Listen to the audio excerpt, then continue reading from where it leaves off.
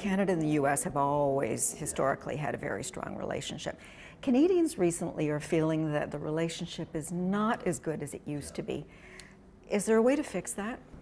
You know, the hostility, I guess I could call it that we saw between the President and the Prime Minister will dissipate in the fullness of time.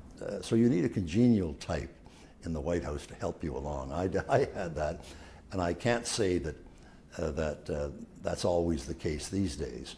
So that's why I sympathize with Justin, with the Prime Minister.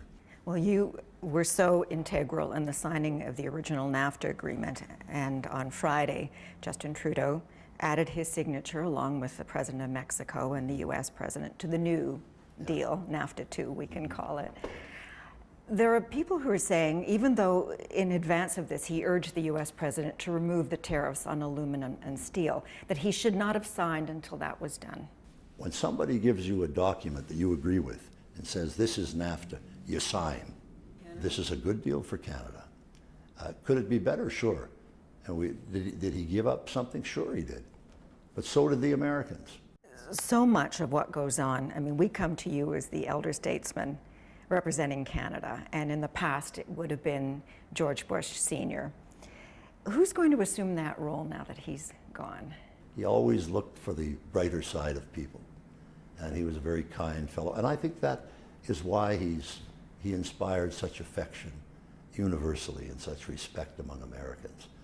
I don't know who will replace him, because he was uniquely qualified for that role, that honor.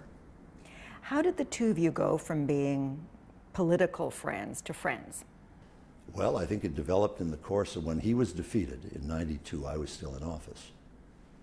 And in fact, he invited Mila and me and all the kids down to Camp David for the final weekend of his presidency. It just maintained the relationship to where we went from being, I guess, political friends to genuine friends. His funeral will be held next week. Mm-hmm. Have you thought yet about, I know it's a big speech that you're going to give, but have you thought yet about how you're going to start it? Well, he gave me a heads up, as I think I mentioned to you. He called me about 3 years ago and said he wanted me to speak at his funeral. And I told him no, that I don't even want to talk about this, George. And he said, well, you have to, because I've got to get this done. Can you share? No. I may change it. Okay. Prime Minister, thank you. Thank you, Sandie.